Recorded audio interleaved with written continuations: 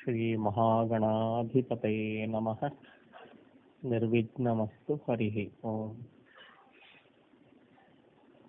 ಮಹಾಕವಿಮುಖಾಂಭೋಜ ಮಣಿಪಂಜರಶಾರಿಕಾಂ ಚೈತನ್ಯಜಲಧೀಜೋತ್ಸ್ನಾಂ ದೇವೀಂ ವಂದೇ ಸರಸ್ವತೀಂ.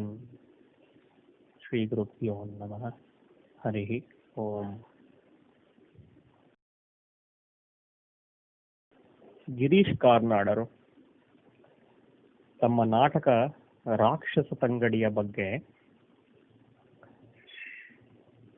ಮಾತನಾಡ್ತಾ, ಸಂದರ್ಶನಗಳಲ್ಲಿ ಮಾತನಾಡ್ತಾ, ಮಾನವೀಯ ಸಂವೇದನೆಗಳ ಕುರಿತು ಪ್ರಸ್ತಾಪ ಮಾಡ್ತಾರೆ. ಕೆಳಜಾತಿಯ ಅರವೀಡು ಮನತಂದವನಾಗಿದ್ದ ಕಾರಣದಿಂದ ರಾಮರಾಜನನ್ನ ತುಳುವ ವಂಶಸ್ಥರು ಒಪ್ಪಿಕೊಳ್ಳಿಲ್ಲ. ಸಾಮ್ರಾಟನಾಗುವುದಕ್ಕೆ, ವಿಜಯನಗರದ ಸಾಮ್ರಾಟನಾಗುವುದಕ್ಕೆ ಒಪ್ಪಿಕೊಳ್ಳಿಲ್ಲ, ತಯಾರಿರಲಿಲ್ಲ ಅವ್ರು ಯಾರು. ಆ ಕಾರಣಕ್ಕಾಗಿ ರಾಮರಾಯ ಸದಾಶಿವರಾಯರನ್ನ,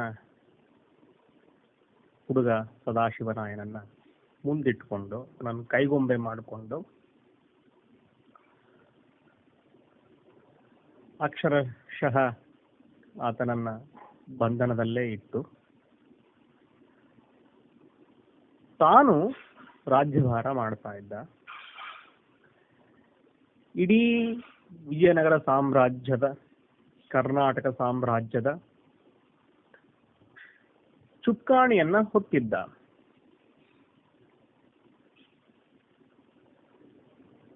ರಾಜ್ಯದ ಆಡಳಿತವನ್ನ ನೋಡ್ಕೊಳ್ತಾ ಇದ್ದ. ಅದರ ರಕ್ಷಣೆಯನ್ನ ನೋಡ್ಕೊಳ್ತಾ ಇದ್ದ. ಆಗುಹೋಗುಗಳನ್ನು ನೋಡ್ಕೊಳ್ತಾ ಇದ್ದ.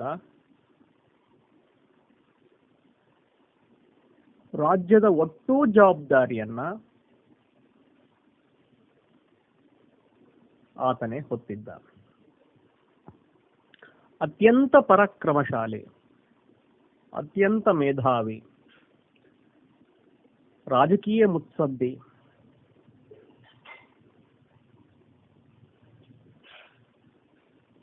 ಕುಶಲ ಆಡಳಿತಗಾರ,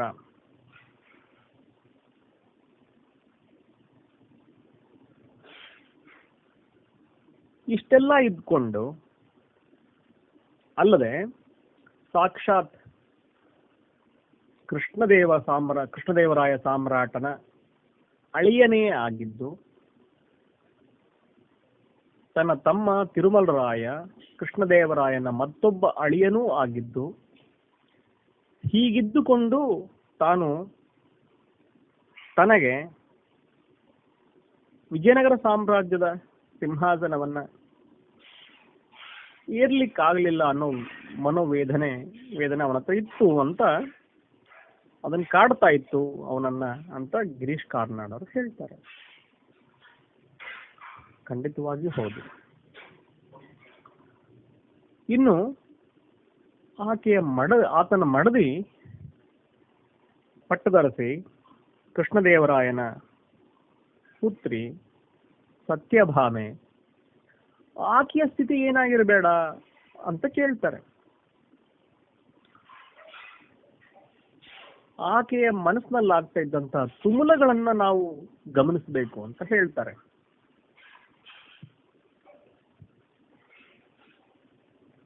ಕೃಷ್ಣದೇವರಾಯನಂತಹ ಶ್ರೇಷ್ಠ ಸಾಮ್ರಾಟನ ಪುತ್ರಿಯಾಗಿದ್ದು, ತುಳುವ ವಂಶದ ರಾಜಕುಮಾರಿಯಾಗಿದ್ದು, ಮತ್ತು ಇಡೀ ಸಾಮ್ರಾಜ್ಯದ ನೊಗ ಹೊತ್ತಂತ ತನ್ನ ರಾಮರಾಯನ ಮಡದಿಯಾಗಿದ್ದರೂ ಕೂಡ ತನ್ನ ಗಂಡ ರಾಜ್ಯವನ್ನ ಆಳ್ಲಿಕ್ಕೆ ಆಗ್ತಾ ಇಲ್ಲ, ಸಿಂಹಾಸನದ ಮೇಲೆ ಕೂಡ್ಲಿಕ್ಕೆ ಆಗ್ತಾ ಇಲ್ಲ ಅನ್ನೋ ಒಂದು ಮನೋವೇದನೆ ಆಕೆಯನ್ನ ಕಾಡ್ತಿತ್ತು. ಇದು ಮಾನವೀಯ ಸಂವೇದನೆಯ ವಿಚಾರ ಅಂತ ಹೇಳ್ತಾರೆ ಗಿರೀಶ್ ಕಾರ್ನಾಡ್ ಅವರು. ಹೌದು, ಖಂಡಿತವಾಗಿಯೂ ಸತ್ಯಭಾಮೆ ಹಾಗೂ ರಾಮರಾಯರ ಮನಸ್ಥಿತಿ ಗಮನಿಸಬೇಕಾದಂತಹ ವಿಷಯವೇ. ಆದರೆ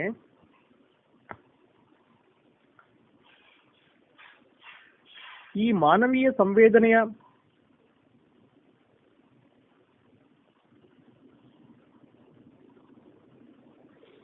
ಅಭಿವ್ಯಕ್ತಿ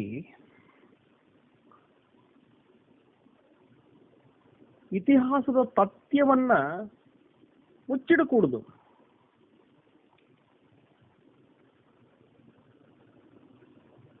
ರಾಮರಾಯನ ಮನಸ್ಸಿನಲ್ಲಿ, ಆತನ ತಮ್ಮಂದಿರ ಮನಸ್ಸಿನಲ್ಲಿ, ಮತ್ತೆ ಆತನ ಹೆಂಡತಿಯ ಮನಸ್ಸಿನಲ್ಲಿದ್ದಂತಹ ತುಮುಲವನ್ನ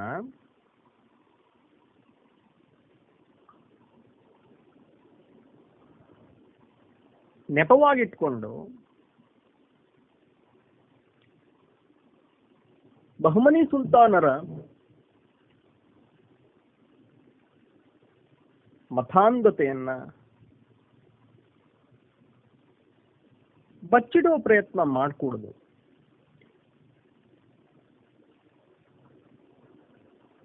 ಈ ಮಾನಸಿಕ ತುಮುಲಗಳು ಅದು ಹೇಗೆ ಬಹುಮನಿ ಸುಲ್ತಾನರ ಮತಾಂಧತೆ, ಅವರ ವಿಜಯನಗರ ಸಾಮ್ರಾಜ್ಯದ ಮೇಲಿನ ಅವರ ಮತೀಯ ಆಕ್ರಮಣ ಮತ್ತು ಇತಿಹಾಸದಲ್ಲಿ ಎಂದೂ ಕೇಳಿ ಕಂಡರಿಯದಂತಹ ವಿಜಯನಗರದ ರಾಜಧಾನಿಯ ವಿಧ್ವಂಸ, ಹಂಪಿಯ ವಿಧ್ವಂಸ,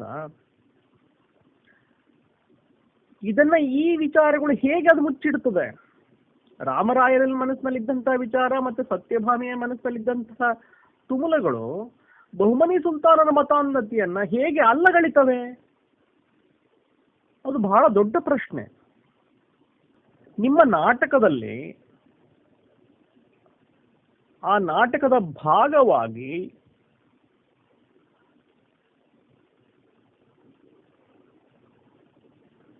ಆ ನಾಟಕದ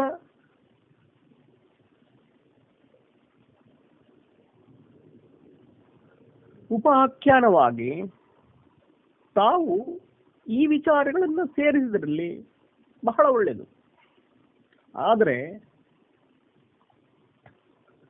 ಇದನ್ನ ಮುಂದಿಟ್ಟುಕೊಂಡು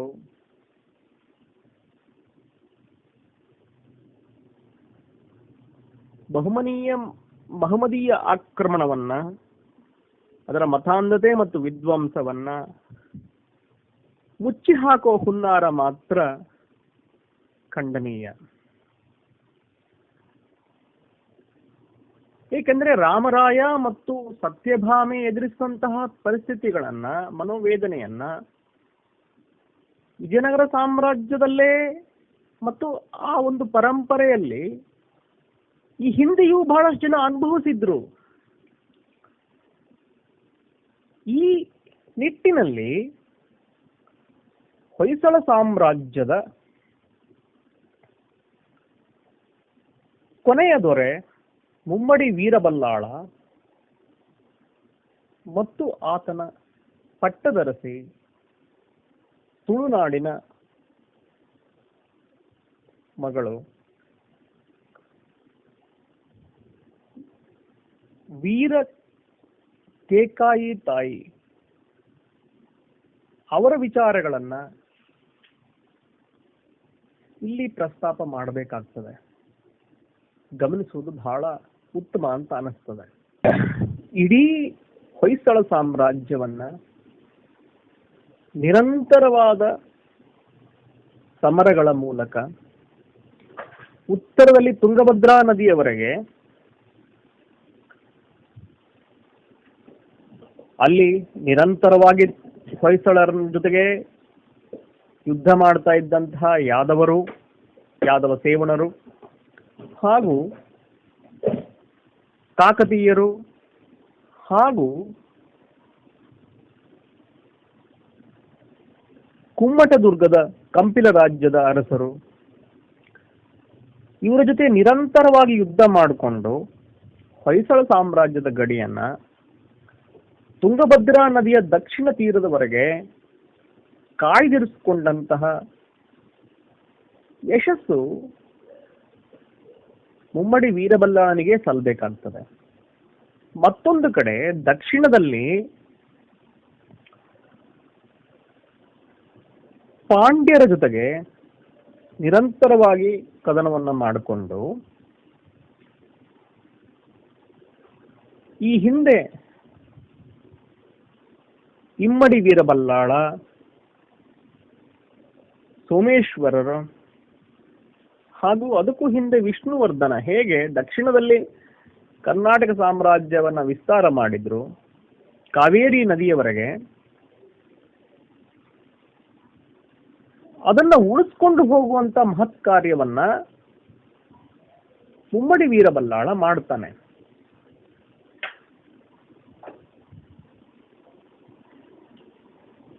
ತಿರುಚನಾಪಲ್ಲಿ,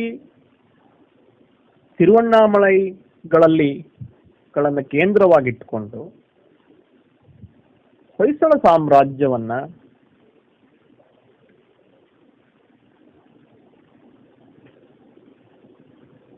ಜೀವಂತವಾಗಿರಿಸಿಕೊಳ್ತಾನೆ. ಇಷ್ಟರ ನಡುವೆ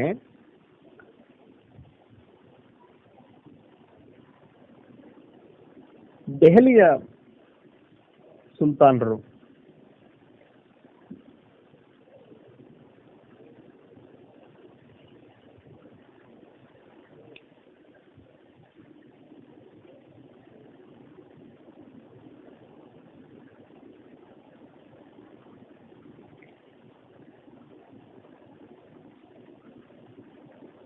ಖಿಲ್ಜಿಯ ದಂಡನಾಯಕ ಮಲ್ಲಿಗಾಫರ್ನ ದಕ್ಷಿಣದ ದಂಡಯಾತ್ರೆ, ನಂತರದಲ್ಲಿ ಮೊಹಮ್ಮದ್ ತುಘಲಕ್ನ ದಂಡಯಾತ್ರೆ, ಅವರ ಮತೀಯ ಆಕ್ರಮಣ, ವಿಧ್ವಂಸ ಇವೆಲ್ಲವನ್ನ ತನ್ನದೇ ಆದ ರೀತಿಯಲ್ಲಿ, ಅದನ್ನು ವೀರೋಚಿತ ಅಂತ ಹೇಳಲಿಕ್ಕೆ ಆಗದೇ ಇರಬಹುದು, ಆದರೆ ತನ್ನದೇ ಆದ ರೀತಿಯಲ್ಲಿ ಕರ್ನಾಟಕ ರಾಜ್ಯವನ್ನು ಉಳಿಸ್ಕೊಳ್ಳುವಂತ ಪ್ರಯತ್ನ ವೀರಬಲ್ಲಾಳ ಮಾಡಿರ್ತಾನೆ. ಅವನು ದೆಹಲಿ ಸುಲ್ತಾನರ ವಿರುದ್ಧ ಶರಣಾಗಿ ಮೊಹಮ್ಮದ್ ಬಿನ್ ತುಘಲಕ್ನ ಮುಂದೆ ಶರಣಾಗಿದ್ದುದು ಎಷ್ಟು ಸರಿ ಅನ್ನೋ ವಿಚಾರ ಇತಿಹಾಸ ತಜ್ಞರಿಗೆ ಮತ್ತು ಮುಂದಿನ ತಲೆಮಾರಿನ ವಿಚಾರ ಜನರಿಗೆ, ಕನ್ನಡಿಗರಿಗೆ, ಭಾರತೀಯರಿಗೆ ಅದು ಬಿಟ್ಟ ವಿಚಾರವೇ ನಿಜ. ಆದಾಗ್ಯೂ ಅವನು ಒಂದು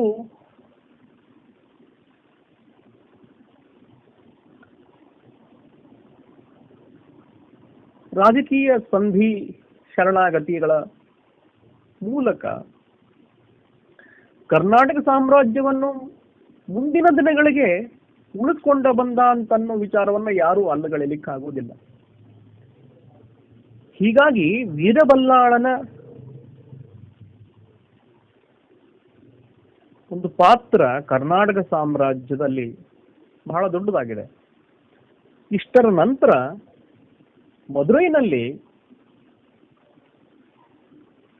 ತುಘಲಕರ ರಾಜ್ಯಪಾಲ ಜಲಾಲುದ್ದೀನ್ ಹಸನ್ ಶಾ ತನ್ನ ಒಡೆತನವನ್ನು ಘೋಷಿಸಿಕೊಂಡು ಮದುರೈ ಸುಲ್ತಾನಿಯತ್ತನ್ನ ಪ್ರಾರಂಭಿಸಿ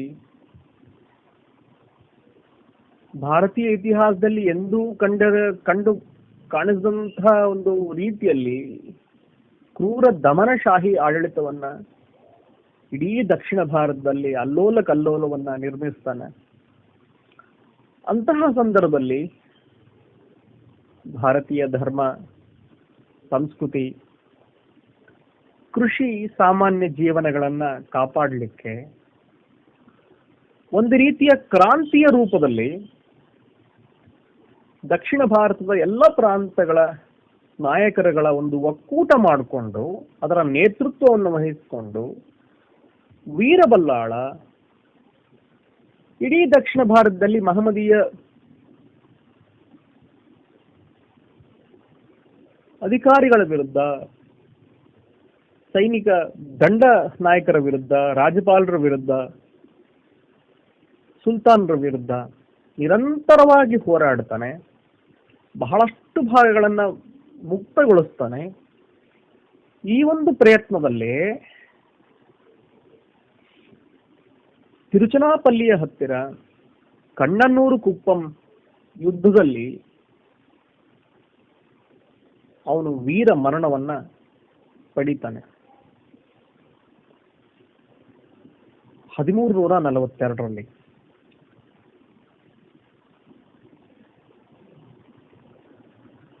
ಯುದ್ಧದಲ್ಲಿ ಅವನು ಸತ್ ನಂತರ ಅವನ ಚರ್ಮವನ್ನ ಸುಲಿದು ಹುಲ್ಲನ್ನ ತುಂಬಿ ಮದುರೈನ ಕೋಟೆ ಬಾಗಿಲಿಗೆ ಹಾಕಿಸಲಾಗ್ತದೆ ಅಂತ ಅಂದಿನ ಪ್ರತ್ಯಕ್ಷ ದರ್ಶಿಗಳಾದಂತಹ ಮಹಮ್ಮದೀಯ ಲೇಖಕರು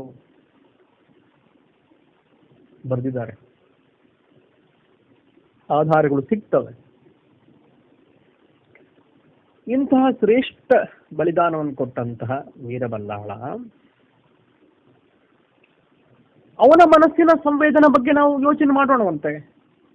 ಗಿರೀಶ್ ಕಾರ್ನಾಡರು ಅವನ ಮನಸ್ಸಿನಲ್ಲಾದಂತಹ ಸಂವೇದನೆಗಳ ಬಗ್ಗೆ ಯಾಕೆ ಯೋಚನೆ ಮಾಡಲಿಲ್ಲ? ಇಷ್ಟೆಲ್ಲ ಸಾಮ್ರಾಜ್ಯದ ಅಧಿಪತಿಯಾದಂತಹ ಅವನಿಗೆ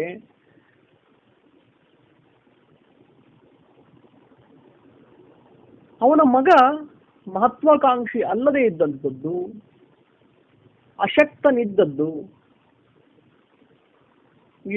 ವೀರ ವಿರೂಪಾಕ್ಷ ಕೊನೆಯ ಅರಸು ಅವನ ಮಗ. ಇವನ್ ಸತ್ ನಂತರ ಒಂದು 3 ವರ್ಷದಲ್ಲಿ ವೀರಬಲ್ಲಾಳ ಸತ್ತ ಮೇಲೆ 3 ವರ್ಷದಲ್ಲಿ ಅವನು ಸತ್ತು ಹೋಗ್ತಾನೆ. ಅವನಿಗೆ ಸಾಮ್ರಾಟನಾಗ್ಲಿಕ್ಕೆ ಆಗೋದಿಲ್ಲ, ರಾಜನಾಗ್ಲಿಕ್ಕೆ ಆಗೋದಿಲ್ಲ. ಹೀಗಿದ್ದಾಗ ಮುಮ್ಮಡಿ ವೀರಬಲ್ಲಾಳ ಯಾವಾಗ ತನ್ನ ಮಗ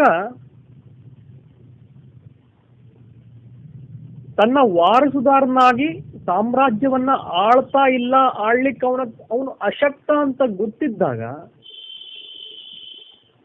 ಅಥವಾ ಅವನಿಂದ ಆಗೋದಿಲ್ಲ ಅಂತನ್ನೋ ಒಂದು ವಿಚಾರ ಅವನಿಗೆ ಖಾತ್ರಿ ಆದಾಗ, ಯಾರಿಗೋಸ್ಕರ ಅವನು ಹೋರಾಡ್ದ? ಸಾಮಾನ್ಯವಾಗಿ ಒಬ್ಬ ರಾಜ ತನ್ನ ರಾಜ್ಯ ವಿಸ್ತಾರವನ್ನ ಮಾಡಿಕೊಳ್ಳೋದು, ತನ್ನ ರಾಜ್ಯವನ್ನ ಕಾಪಾಡಿಕೊಳ್ಳೋದು, ತನ್ನ ಮಗ ಮತ್ತು ವಂಶಸ್ಥರು, ತನ್ನ ವಾರಸುದಾರರು ರಾಜ್ಯದ ಚುಕ್ಕಾಣಿ ಹಿಡಿಬೇಕು, ಅದನ್ನ ಅನುಭವಿಸಬೇಕು ಅನ್ನೋ ಒಂದು ಸ್ವಾರ್ಥ ಇದ್ದೇ ಇರ್ತದೆ. ಈ ವಿಷಯದಲ್ಲಿ ಅದು ಅಸಾಧ್ಯವಂತ ಗೊತ್ತಾದಾಗ, ಇಷ್ಟಾದ ಮೇಲೂ ಕೂಡ ಅವನು ಯಾಕೆ ತನ್ನ ಪ್ರಾಣವನ್ನ ಪಣಕ್ಕೆ ಕೊಟ್ಟುಬಿಟ್ಟು ದೂರದ ತಮಿಳುನಾಡಿನಲ್ಲಿ ತಿರುವನ್ನಾಮಲೈನಲ್ಲಿ ರಾಜಧಾನಿಯನ್ನ ಮಾಡಿಕೊಂಡು ಮದುರೈನ ಸುಲ್ತಾನರ ವಿರುದ್ಧ ನಿರಂತರವಾಗಿ ಅವನು ಯಾಕೆ ಹೋರಾಡಬೇಕಾಗಿತ್ತು? ಅಂದಿನ ಕ್ರಾಂತಿಯ ನೇತೃತ್ವವನ್ನು ಅವನು ಯಾಕೆ ವಹಿಸ್ಕೊಳ್ಬೇಕಾಗಿತ್ತು?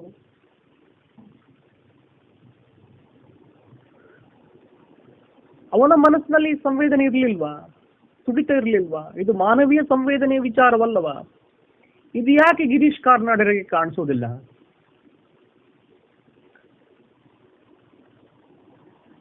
ಇಂತಹ ಒಂದು ಬಹಳ ಸಂದಿಗ್ಧ ಪರಿಸ್ಥಿತಿಯಲ್ಲಿ ಮುಂದೆ ನಾಡು ಸುಭದ್ರ ಕೈಗಳಲ್ಲಿ ಸೇರಬೇಕು, ನಾಡಿನ ನೇತೃತ್ವವನ್ನ ಪರಾಕ್ರಮಿಗಳು, ಮಹಾನ್ ಶಕ್ತಿಶಾಲರು ಆದಂತಹ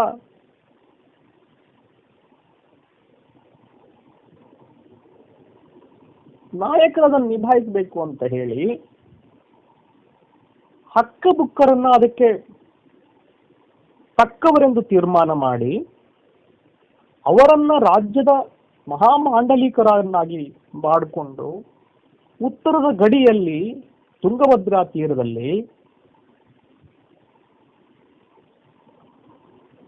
ಆನೆಗುಂದಿ ಹಂಪಿ ಪರಿಸರದಲ್ಲಿ ಮತ್ತೊಂದು ರಾಜಧಾನಿಯನ್ನ ಮಾಡಿಕೊಂಡು ಅವರನ್ನು ಅಲ್ಲಿ ಅದರ ಒಂದು ಮೇಲ್ವಿಚಾರ, ಅಲ್ಲಿಂದ ಅದನ್ನು ಕೇಂದ್ರವಾಗಿಟ್ಟುಕೊಂಡು ಅವರು ಉತ್ತರದ ಗಡಿಯನ್ನ ಕಾಯ್ದುಕೊಳ್ಬೇಕಂತ ಹೇಳಿ ಅವ್ರನ್ನ ನೇಮಿಸಿ ತನ್ನ ದಂಡನಾಯಕರುಗಳಿಗೆ ಮತ್ತು ಹೊಯ್ಸಳ ಸಾಮ್ರಾಜ್ಯದ ನಾಯಕರನ್ನ ಮನವೊಲಿಸಿ ತನ್ನ ನಂತರ ಇಡೀ ಸಾಮ್ರಾಜ್ಯ ಇತಿಹಾಸದಲ್ಲಿ ನಾವು ಗಮನಿಸೋದೇನಂತಂದ್ರೆ ಹೊಯ್ಸಳರ ಸಾಮ್ರಾಜ್ಯದ ಅಳಿವಿನೊಂದಿಗೆ ವಿಜಯನಗರ ಸಾಮ್ರಾಜ್ಯ ಹುಟ್ಕೊಂಡು ಬಿಡ್ತದೆ. ಅದು ಹುಟ್ಟಿದ ತಕ್ಷಣವೇ ತುಂಗಭದ್ರಾ ತೀರದಿಂದ ಹಿಡ್ಕೊಂಡು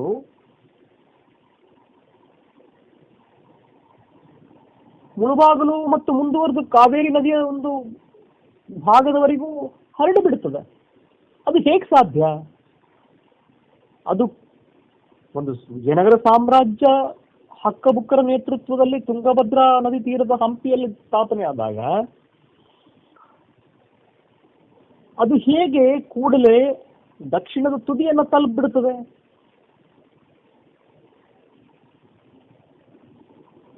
ಮುಮ್ಮಡಿ ವೀರಬಲ್ಲಾಳನ ದಂಡನಾಯಕರುಗಳು, ಅವನ ಇತರ ಮಾಂಡಲಿಕರು, ಸಾಮಂತರು,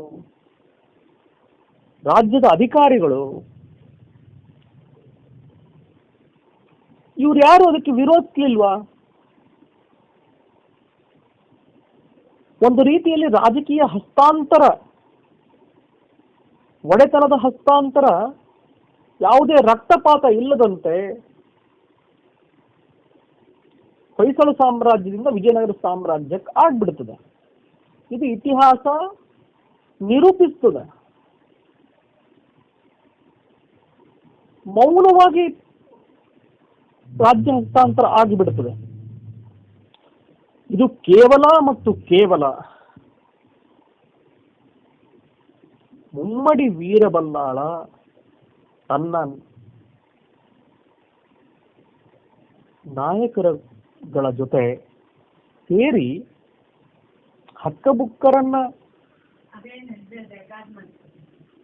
ಹಕ್ಕಬುಕ್ಕರ್ಗೆ ರಾಜ್ಯ ಹಸ್ತಾಂತರಿಸಲಿಕ್ಕೆ ಎಲ್ಲ ಏರ್ಪಾಟುಗಳನ್ನ ಮಾಡಿಕೊಂಡಿದ್ದ ಅಂತ ಖಂಡಿತವಾಗಿಯೂ ನಿರೂಪಿತವಾಗ್ತದೆ.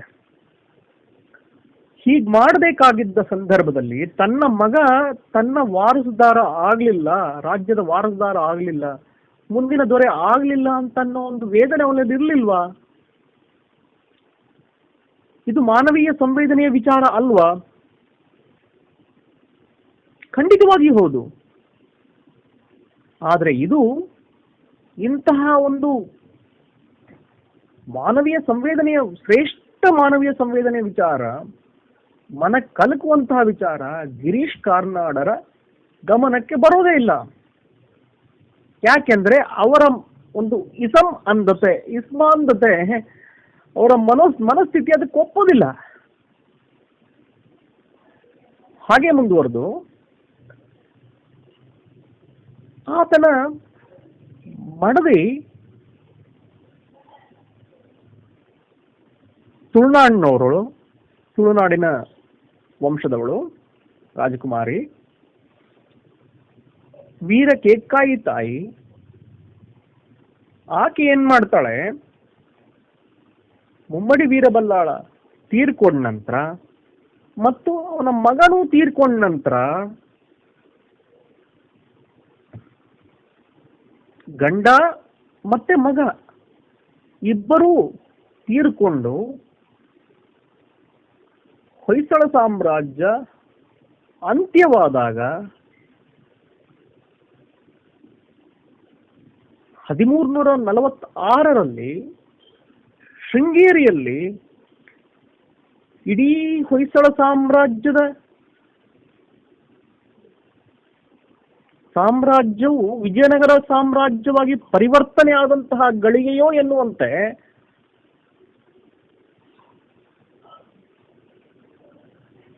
ಶೃಂಗೇರಿಯಲ್ಲಿ ಹರಿಹರ, ಬುಕ್ಕರಾಯ, ಕಂಪಣ, ಮಾರಪ್ಪ, ಮುದ್ದಪ್ಪ ಈ 5 ಜನ ಸಹೋದರರು ಮತ್ತೆ ರಾಜ್ಯದ ಇತರ ದಂಡನಾಯಕರುಗಳು, ಮಾಂಡಲಿಕರು, ಸಾಮಂತರು, ಗುರು ಹಿರಿಯರು ಎಲ್ಲರೂ ಸೇರಿ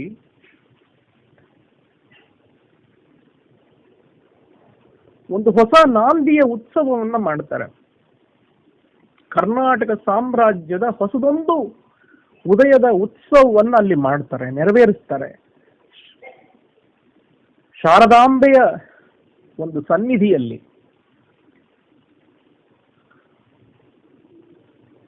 ಗುರು ವಿದ್ಯಾತೀರ್ಥರ ಸಮ್ಮುಖದಲ್ಲಿ, ಶೃಂಗೇರಿಯ ಪವಿತ್ರ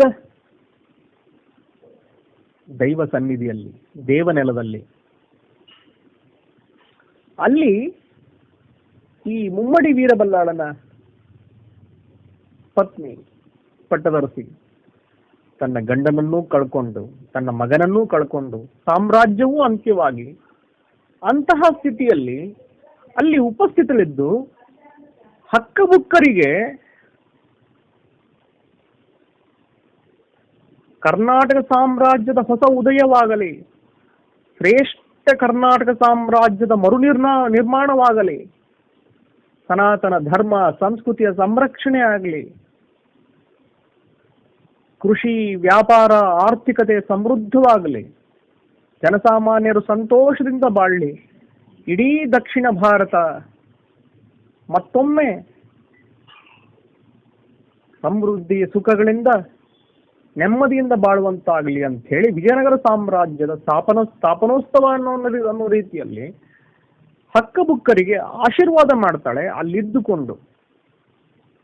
ಅವತ್ತಲ್ಲಿದ್ದುಕೊಂಡು ಅದನ್ನ ಶಾಸನ ಸಾರಿಗೆ ಹೇಳ್ತದೆ, ಶೃಂಗೇರಿಯ ಶಾಸನ. ಆಕೆಯ ಮನಸ್ಸಿನಲ್ಲಿ ಏನಾಗ್ತಿರಬಹುದು? ತನ್ನ ಗಂಡ ತೀರ್ಕೊಂಡಂತಹ ಸಮಯ,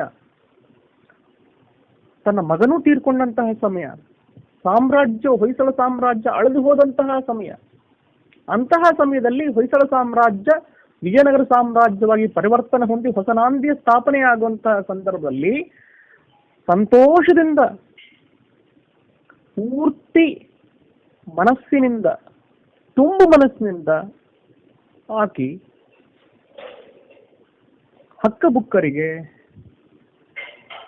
ಸಂಗಮ ವಂಶೀಯರಿಗೆ, ವಿಜಯನಗರ ಸಾಮ್ರಾಜ್ಯಕ್ಕೆ, ಹೊಸದೊಂದು ಕರ್ನಾಟಕ ಸಾಮ್ರಾಜ್ಯದ ಅಭ್ಯುದಯಕ್ಕೆ ಆಶೀರ್ವಾದ ಮಾಡ್ತಾಳೆ. ಇದೊಂದು ದೊಡ್ಡ ತ್ಯಾಗದ ಪ್ರತೀಕ. ಆಕಿ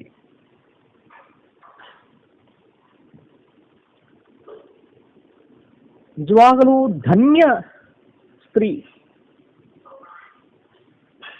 ತುಳುನಾಡಿನ ಪುತ್ರಿ, ಹೊಯ್ಸಳ ಸಾಮ್ರಾಟನ ಪಟ್ಟದರಸಿ, ದೊಡ್ಡ ತ್ಯಾಗ ಮೂರ್ತಿಯಾಗಿ ಅವತ್ತು ಹೊರಹೊಮ್ಮತಾಳೆ. ವೀರಕ್ಕೆ ಕಾಯಿ ತಾಯಿ. ಆಕೆಯ ಮನಸ್ಸಿನಲ್ಲಿದ್ದಂತಹ ತುಮುಲ, ವೇದನೆ ಅವು ಕೂಡ ಮಾನವ ಸಹಜವೇ ಅಲ್ವೇ? ಅವು ಕೂಡ ಮಾನವೀಯ ಸಂವೇದನೆಯೇ ಅಲ್ವೇ? ಆದರೆ ಇಂತಹ ಒಂದು ಶ್ರೇಷ್ಠ ಗಳಿಗೆಯಲ್ಲಿ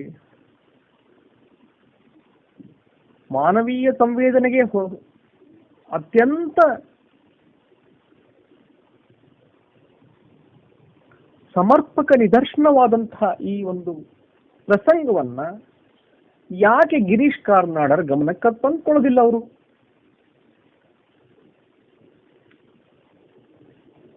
ಕೇವಲ ತಮ್ಮ ಒಂದು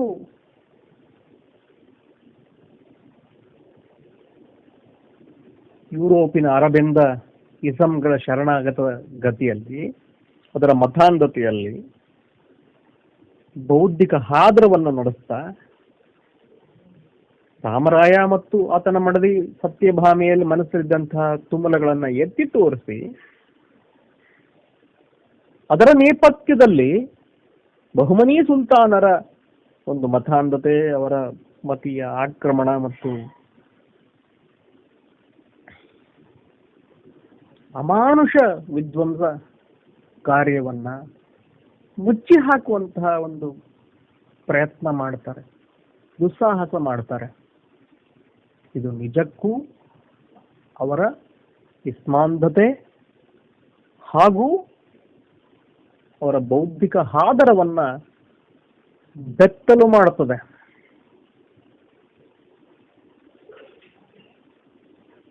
ಗಿರೀಶ್ ಕಾರ್ನಾಡರ ಈ ಒಂದು ಬೌದ್ಧಿಕ ಭಯೋತ್ಪಾದನೆಗೆ ಧಿಕ್ಕಾರವಿರಲಿ, ಧಿಕ್ಕಾರವಿರಲಿ, ಧಿಕ್ಕಾರವಿರಲಿ. ಹಾಗೂ ವೀರಬಲ್ಲಾಳ, ಮುಮ್ಮಡಿ ವೀರಬಲ್ಲಾಳ